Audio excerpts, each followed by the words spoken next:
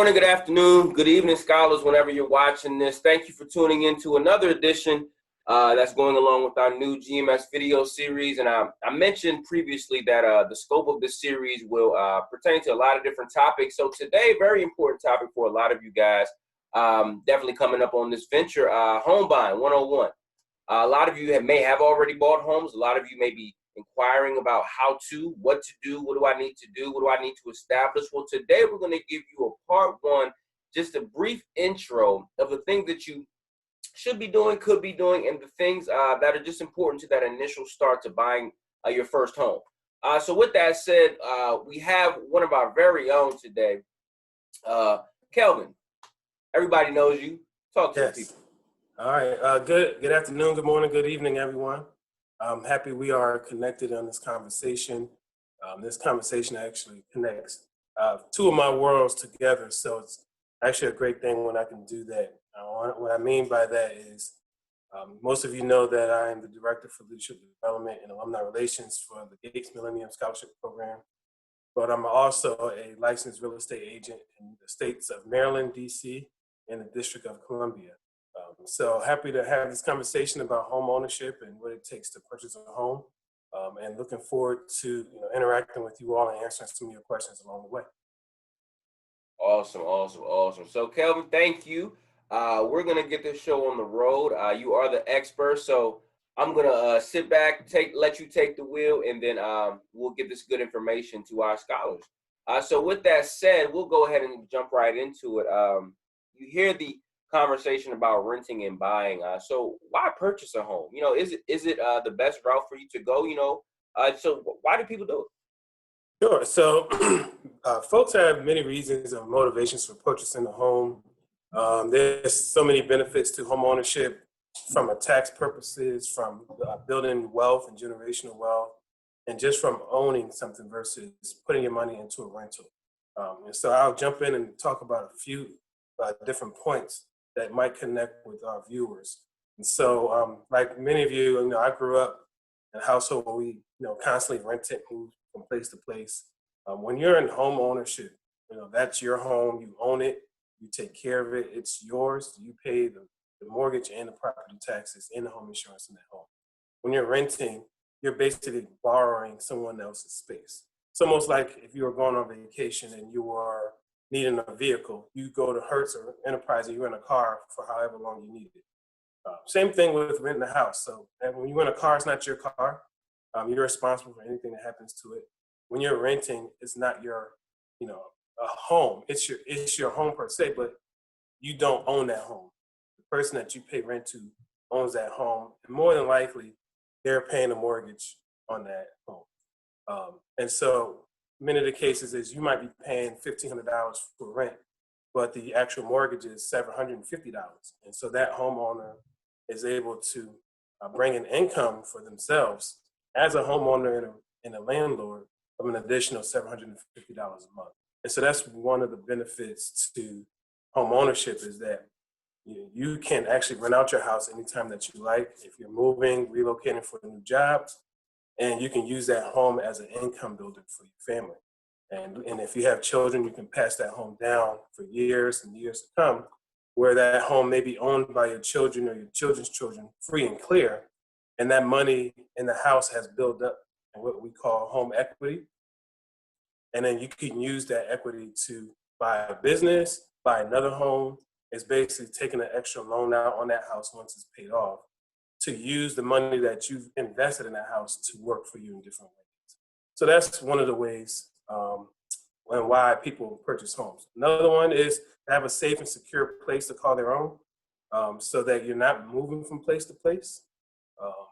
Home ownership is a really big deal. And when you read a lot of these books on wealth, most millionaires build their money and their wealth using real estate. Real estate and technology, it's the two biggest things.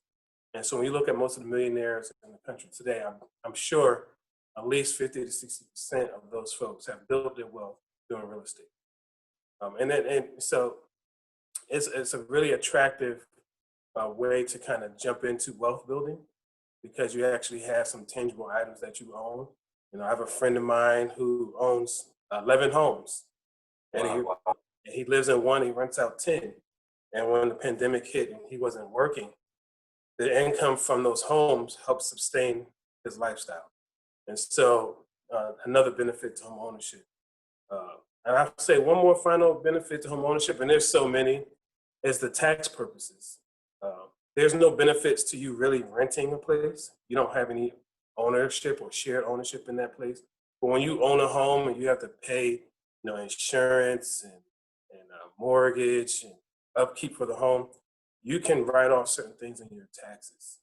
And if you are a entrepreneur and you own a home and you work from home, you can write off certain things in your house on your taxes, such as every business needs lights, right? So you can write off your light bill. And I'm not saying to go out and just leave your lights on all day because the business is open 24 hours, but there are certain tax benefits and perks to home ownership that you can take advantage of. So many folks like those attractive features of home ownership and they go after it. And some of them, like even including myself, it was a lifelong goal when you just grew up a certain way and you want to have a place of your own and raise your family in a home, and you go after it. So whatever your motivation is, I encourage you to go through that motivation and go through home ownership. Awesome, awesome. And so I want to backtrack for a second. You mentioned the term equity. So if you could just kind of break that term down and explain exactly what equity is, how you actually gain home equity, and then how you can use it again. Yeah, sure, absolutely. This is a really good, powerful thing, right? So let's say I'm gonna use a small number. You purchase a home for $100,000, and your mortgage is, let's say, $600 a month, and you lived in that home for, let's say, 15 years. And so now the home that you purchased for $100,000, you've paid your mortgage down to, let's just say, $50,000, right? So now you bought it for 100, you paid down 50. What happens to that other $50,000 that made up the $100,000 mortgage, right? That is your ownership in the home. That's the sweat equity that you put into the home, the financial equity that you put into the home. So now you have $50,000 if that home is still worth $100,000. Now here's a caveat. If we hit something like we did in 2007 and 8, where the market kind of tanked and your value goes down and it goes down to 80, now that home is worth 80. You still have some equity, just not as much, right? But if we're in a market like now where the prices of homes are just increasing, and you bought that home for $100,000 and it's now worth $150,000, and you've paid your mortgage down to $50,000, you now have $100,000 in, let's call it a bank account. Your house is like a bank account. You have $100,000 in that bank account that you can tap into at any time. And there's certain things you can do. There's something called a HELOC, which is a home equity line of credit, where you can use that equity as a quote unquote credit card. Your bank will give you a limit to how much you can use, and you can tap into that to do home improvements, right? If you wanted to add on an addition to your home, that's going to add value to your home, like a morning room, which is an addition onto your house, usually put in the back, which will add value to your house. If you wanted to update your kitchen or finish your basement or do some other things to your house, you can use that home equity line of credit to do that. If you wanted to buy into a business or a franchise or start a business, you can tap into that equity to do that. If you wanted to buy another home, right? If this is your starter home that you paid $100,000 for, you now owe 50 and it's worth 150, and you need $50,000 to put a down payment down on another house that might be $500,000 or $250,000, you can work with your bank to get money out of your home to put down a deposit on the new home, right? And so that's the term you hear, making your money work for you.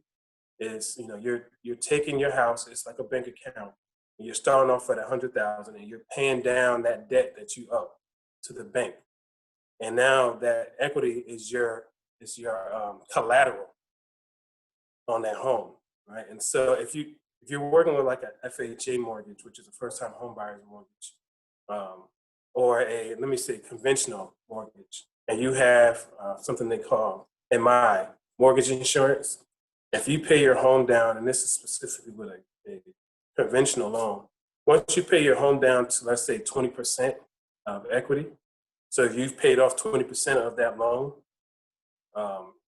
then so if we go back to the $100,000 mark, and you've paid your home down to $80,000, that mortgage insurance will come off of Wow. your mortgage, which means you start to pay less. But if you continue to pay your traditional mortgage, you're paying more mortgage premium to get your rate down lower.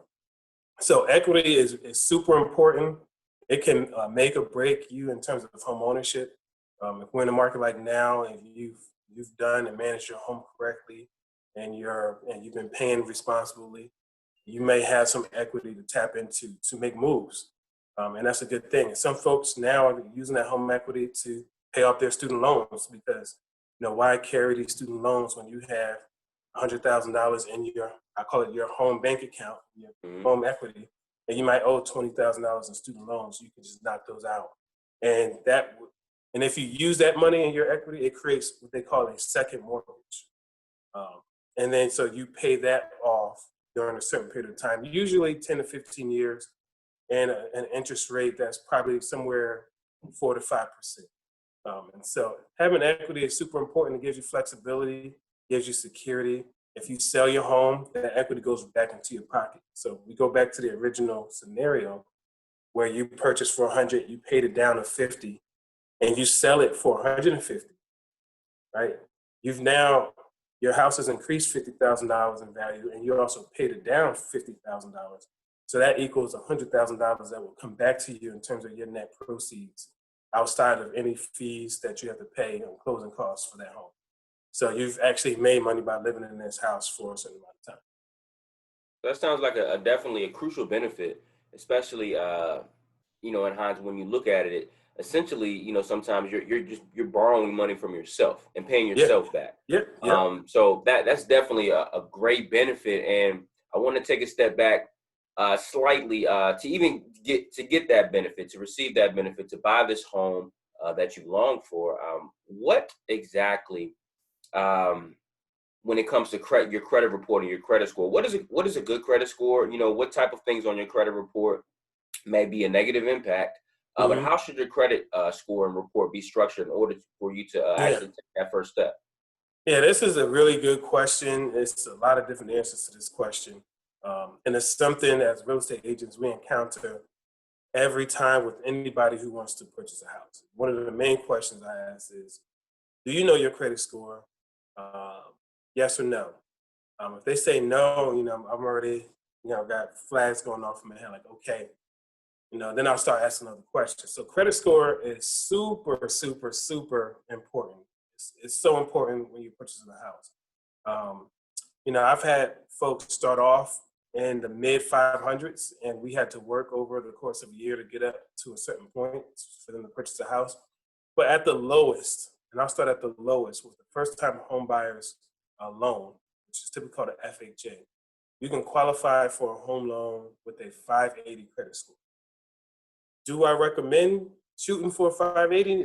No, I don't. Typically, when you're on the lower end of the credit score spectrum, in terms of home buying, you're going to be on a higher end of paying interest. So you're going to pay more for that house over time than somebody with a 700 credit score. So I would say a good, comfortable place to be in on the low end for credit score is a 640. Okay.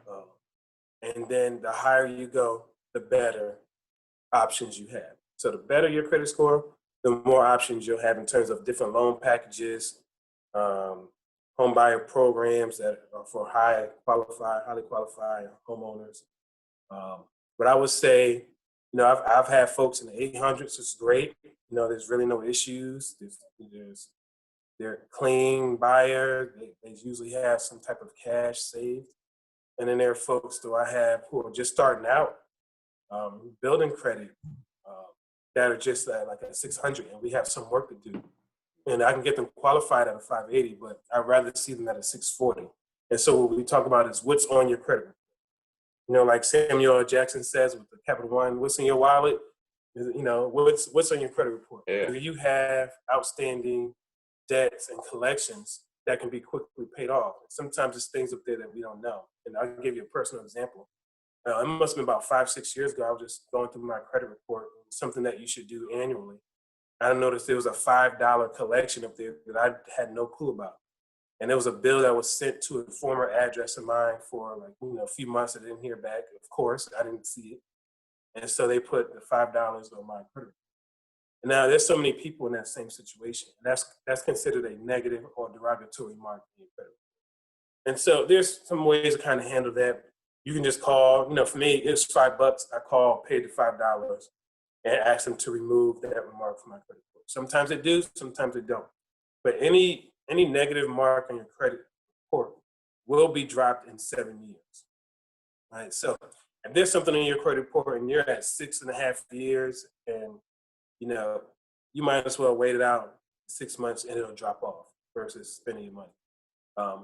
But there are times where, folks have Verizon is notorious for putting things in your credit report. And so if you had an old Verizon bill from college that you forgot to pay and now you've been out of college 2-3 years, go ahead and give Verizon a call or that credit bureau a call.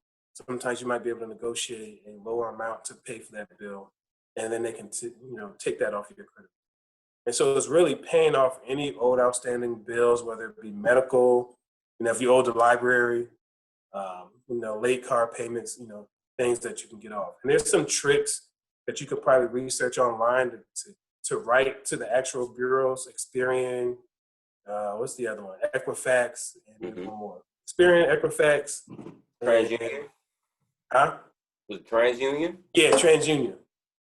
You can write them individually and ask them to remove certain things off your credit report, even after you've paid them, especially if they're derogatory.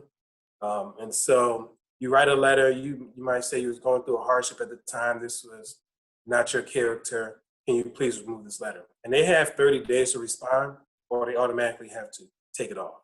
Wow. And so when you're getting a lot of those in the mail as a company, you're not going to get to them all. So hopefully, you cross your fingers, they respond and say, hey, we forgive you. We're going to take this off your credit report. Or they just don't get to you. And then they realize, oh, this is past 30 days. Now we have to take it off. Either way, your end goal should be is to get that off your credit report.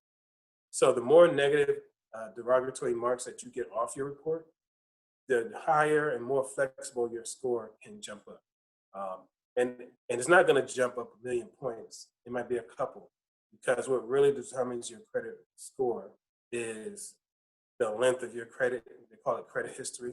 So if you're just starting out, okay, you're not going to start out with an 850 or 820. Right. You're going to start off at the bottom. Like the old song, started from the bottom, now we're here. But if you're someone who's had a credit card since college and you've paid your credit card on time, you haven't been late, you don't want to be more than 30 days late. Now, if you get a late fee and you paid your credit card a day or two late, that's fine. You're just paying an extra $29 as a late fee. But if you go past 30 days, that's going to go on your credit. So a lot of folks call, even some of my buyers, like, oh man, I paid my credit card late, and because it was a holiday, it's not going to register until tomorrow, which will make it a day late. Is that going to hurt me? I'm like, no, you're going to have a late fee, but as long as you weren't 30 days late, you're safe. So if you're 30 days late, it's bad. If you're 60 days late, it's real bad. If you're 90 days late, that's really, really bad. And so the longer ago that was in your credit report, the easier it is to might be able to get it off. But if it's something that just happened, it's going to be a hard time trying to purchase that house with those derogatory marks. So you will have to kind of work and negotiate with that institution to see if they will forgive you or remove that off. But some of the main things to increase your credit score is having credit history, paying your bills on time. I'll tell you this, tools like Credit Karma, they're good for telling you what's on your report, but the score that they give you is not the most accurate score. You want to go directly to those bureaus, those 3 bureaus, Equifax, TransUnion, and I always forget the other one, and they'll tell you your score. And what lenders use, when I say lenders, mortgage lenders, they use something called your FICO score. They take all 3 of those scores and they come up with a FICO score. And your FICO score is usually your middle score. So if you have a 650, a 690, and a 670, more than likely you're going to use that 670 as your score when you go to purchase a house. But your credit is probably the one of the most important things in purchasing a house. You can't buy a house without credit. You can buy a house with cash, but and a lot of folks don't know, you just can't drop off a duffel bag of money to the house and like, hey, I want to buy this house cash. You still got to go through some channels because that money has to be vetted in your bank account. They got to see where is the source of money coming from. So if you just had mattress money, money you've been saving in under your mattress for years. And I had a friend like this in high school that just saved his money he was getting from his father for years under his mattress. You have no way to show where that money has come from, unless you've got some statements that you've pulled with that money and you withdrew and you held it. So it's really good to hold on to statements from your bank or you go online, but all money has to be sourced. So like if, your great uncle says, here, Justin, here's $250,000. Do whatever you want. You say, you know what, I'm going to buy a house with this cash money. You really can't just show up and say, hey, I got $250,000 and buy this house. That money has to be sourced and verified. Because, there was times in this world where, I hate to use this example, but someone who was, in the street pharmaceutical sales can come up and says, and you see it on TV, here's a duffel bag of money. I want to buy this house. It doesn't work like that. And so that money has to be verified through a banking institution. You have to show verification where the funds come from. So even if you said your mom or your grandparent wants to gift you money for your down payment, it's best for them to transfer that money from their bank account to your bank account so that the underwriters who are looking at the mortgages can see this money came from A and went to B. Perfect. And that's good to know. You did definitely jumped into some points as far as receiving gifts and how to track that and tabulate that. So that's good. And I want to just kind of ask you, you go get approved. You got the good credit, you got all your bank accounts, so you get approved. How does one tell a potential home buyer how much of a home they can actually afford? What goes into that equation? And is what you can afford on paper actually, what you can afford per your bank account? Yes, yeah, that's a great question. And this, it's funny. This is a super important part of the process. And I say over the last few years, it's been the hardest part to get home buyers to understand. And so rule of thumb, what many real estate agents is, I'm not going to take you to see a house if I don't know how much house you can afford. Yeah. So folks are like, oh, hey, Kelvin, I saw this house, out in Washington, D.C. I want to go look at it. And I look up the house and it's $750,000 house. And I know you told me you work at, when you work at, let me give a good example without tearing the company down. You work at a national nonprofit organization, or you work at, let's say, the Apple Store, and your salary is only $60,000. I shouldn't say only. $60,000 is a good salary. But your salary is $60,000. You can't buy a $750,000 house. On a $60,000 salary, because one, you can't afford that. So the lenders really determine how much a home buyer can afford. Now, what they do is they take your income. So let's say your $60,000 income. They take your debts. Do you have student loans? Do you have car payments? Do you have other revolving credit that is a monthly cost? How much are your credit card bills? And they take your debts and then take your income, and they do this calculation and they come up with a debt to income ratio. And typically, the lower that ratio is, the better flexibility you have to afford a house. So if your ratio is, let's say, 25%, that's great. If it's 60%, you're in trouble. That means because your debt is more 60% of your income. Wow. Right. So if your debt is only like 10, 20% of your income, maybe even 30, you should be okay. Right? Because they want to be able to make sure that you can handle your debts and the home. So let me give you an example. If your debts total to $300 a month, and you're buying a house at, let's say $250,000, and you make in a month, your salary is a month, let's say $5,000. and you only have $300 in debt, you're pretty safe there. But let's say your salary per month is $5,000 and your debts is $3,000. You got $2,000 to play with, right? But it doesn't calculate food and clothing and entertainment. And so really your margins for purchasing a house are very small, right? You might be able to afford a $50,000 house. So they do their calculation, come up with your debt to income ratio based on your salary, your debts, and your income. They say, here's how much house you can afford. Usually someone with a $60,000 salary with low debt, they can afford, $250,000 isn't a far reach. Because that's a mortgage on that in today's time is probably around $1,600, give or take where you live and what the taxes are. So if your income is $5,000 a month and your home is $1,500 of that $5,000, you still got $3,500 that you can play with for your other bills. So of course you can afford that home.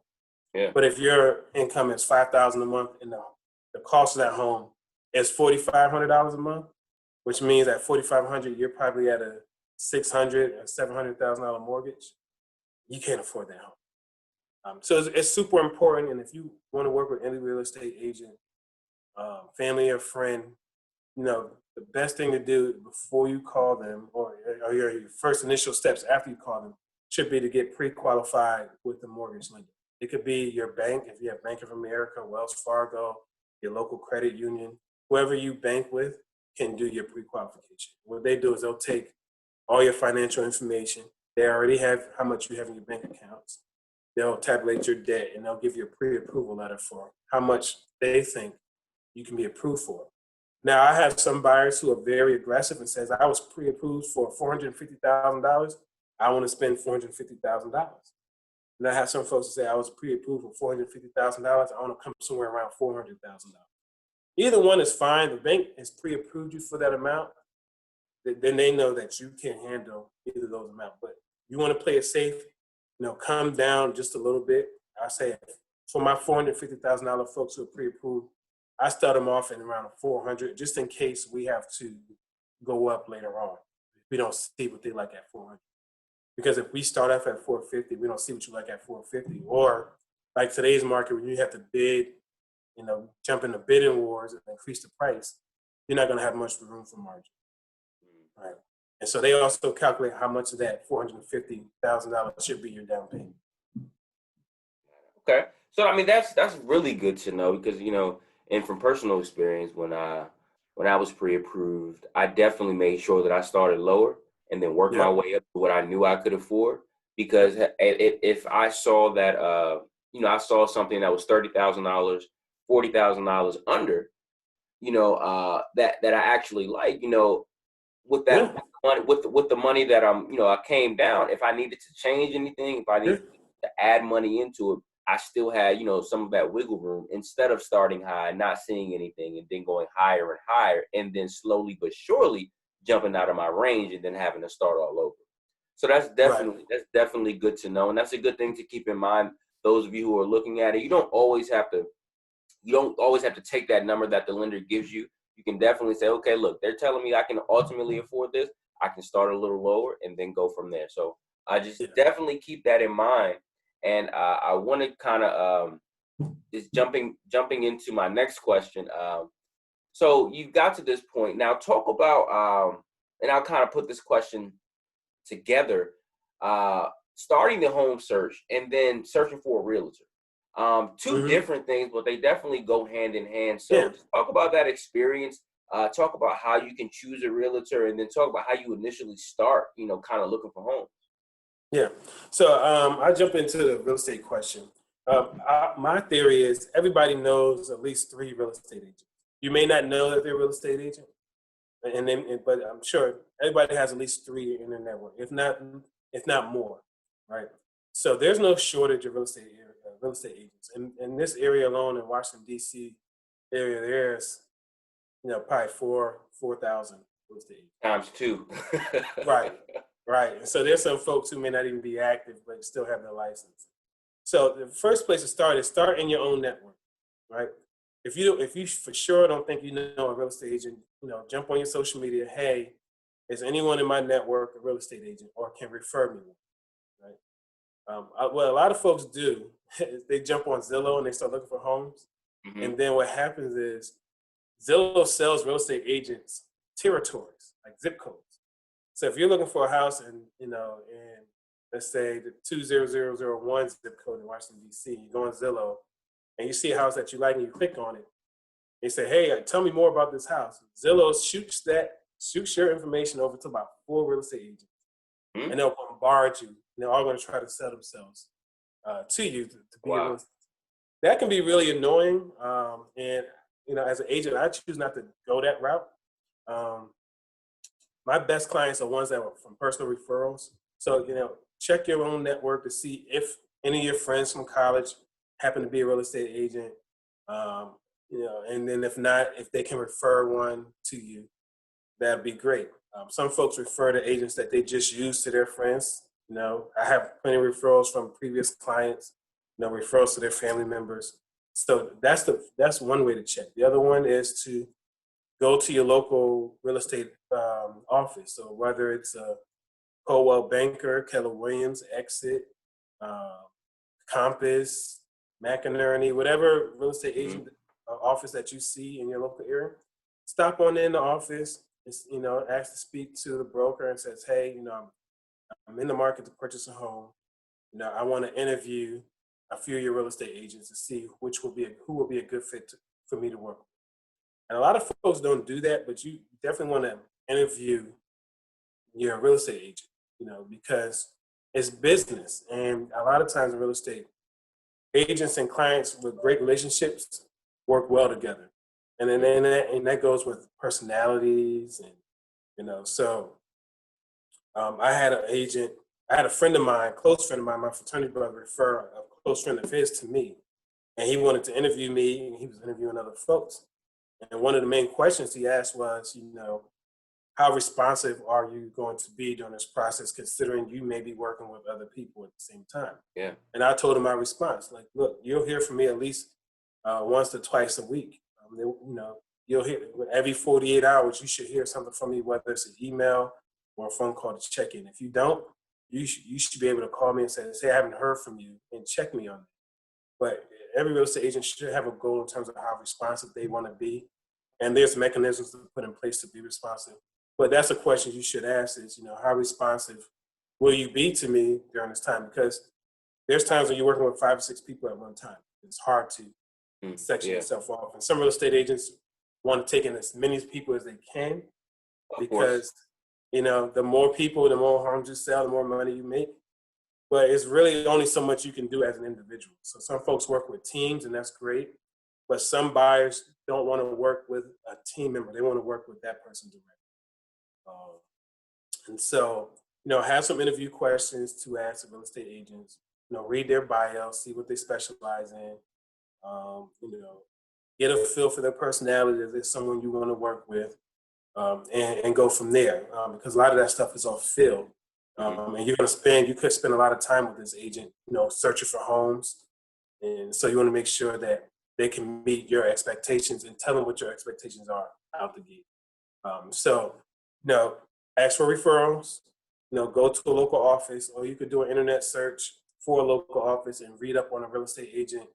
And a lot of times these days, folks are on social media.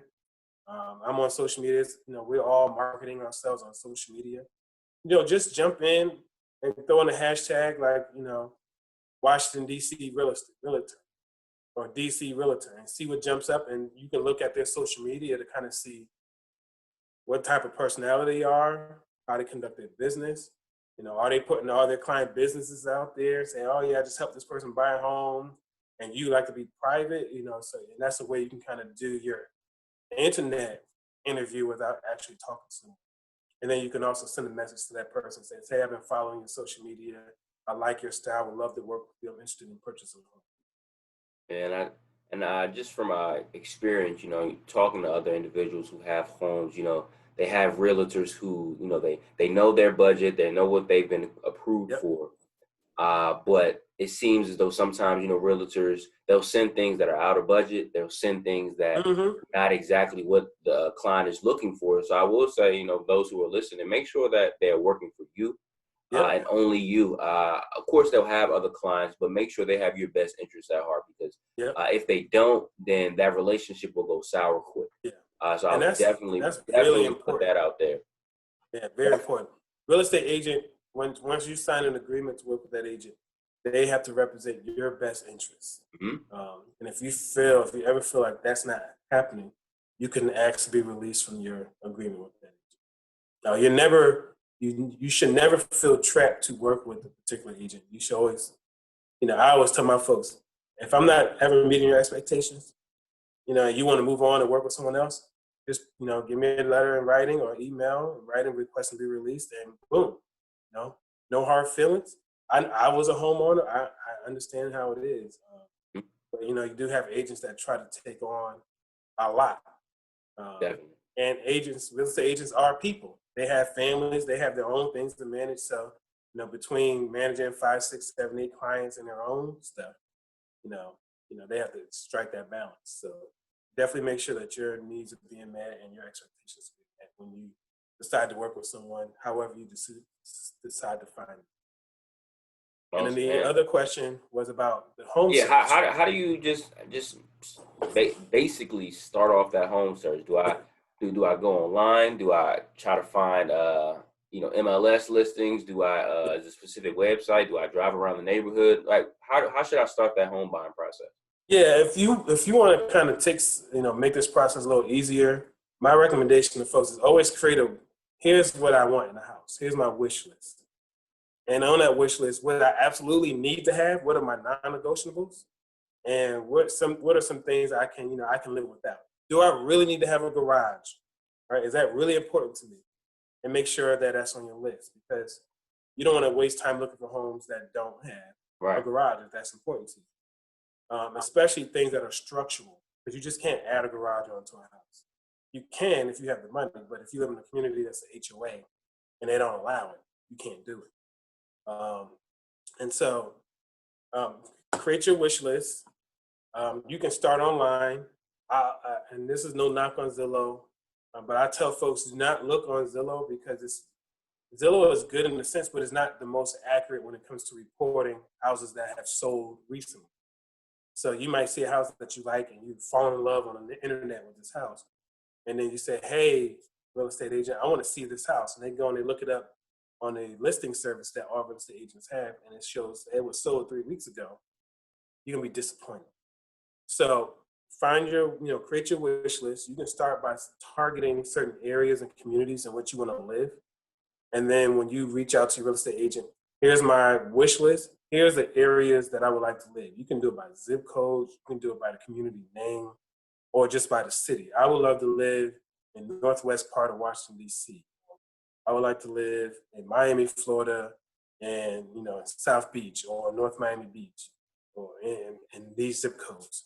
And that allows the real estate agent to really zero in the search. Because when we go onto our computers and we put in Miami, Florida, there's going to be so many homes that pop up, Mm-hmm. right? So if you want a 3-bedroom, 4-bedroom, 5-bedroom, do you want a condo, townhouse, single family house, or duplex? Have all those particulars in place. Like, what's your preference? Um, and then the real estate agent will go on, and the tool that real estate agents use is the most accurate, because they're the ones that are putting it in the system and making updates. And so, those updates usually happen in the same minute. There's not a long delay in terms of the updates. When we put them in our multiple listing service, which is also called the MLS, it syndicates to all the other real estate offices and agencies.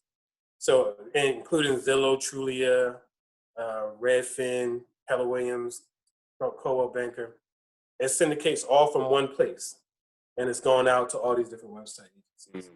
And so, when you see them, you'll see homes on the same real estate agent's website, just because it's coming from the same central location, which is the MLS. And everybody has access to it, who pays to have access to it as real estate agents. I mean, we can't show houses or tell you what's on the market without having access to it. Yeah. So 99% of us have access to it. And so most searches occur on the internet. And, I would encourage you to, give your preferences to your agent. But also, while you do that, you can also look on your own because your agent isn't looking 24 hours a day because they have lives and they have clients as well. And you can say, hey, I saw this house at this location. When can we go see it? And then they'll schedule for you to go see it. But you should never just roll up to somebody's house that's for sale and say, hey, so your house is for sale. Can I come in and take a look? I would never recommend doing that for your own safety. And you want to let the true professionals do that. Like you want to go to the hospital, says, yeah, my appendix ruptured. Can I get a scalpel so I can do a surgery? You want to definitely leave it up to the professionals to do. And that's even if you want to sell your house that you currently have. You want people say, oh, don't work with a real estate agent because they have fees. There's a reason there are fees because, there's a lot of work that goes into it versus trying to sell it on your own where there's things that you don't know. And every real estate agent has has legal ramifications for the work. And so, to get the best outcome, I always tell folks, hire an agent is, don't put a headache on yourself. Let them do the work and get the outcome. Got it. And that's really good to know. And when we started this webinar, definitely just wanted to give you guys the kind of the who, what, where, when, and why to get started. There's so many different avenues that you can go. Like Kelvin said, once you make your wish list and kind of decide, all right, this is kind of the route I want to go. It does make it a little easier because when you see something that doesn't have what you definitely want, you won't even click the tab, or you may click it, but it's just for fun. So, so with that said, this is part one. This is just the beginning. This is just the intro. There's so many other things that we plan on covering through more webinars. Once you see this webinar, and I definitely save this to the end so I know who watches the video. Once you see this webinar, please feel free to shoot us questions and concerns. That way we can kind of address them in the second video that we do. But I hope that this has been informational for you, for those who may be in the process, maybe thinking about the process. Kelvin, I definitely appreciate your time. It's a Friday when we're shooting this video, guys. So almost Christmas, 1 week away until Christmas. So we definitely want to make sure that even still in the midst of a holiday, we get you guys this information. We put these videos out so that you can view and add them to your repertoire, I should say. Yep. So definitely, Kelvin, thank you. Any last words? Yeah, no problem at all. My pleasure.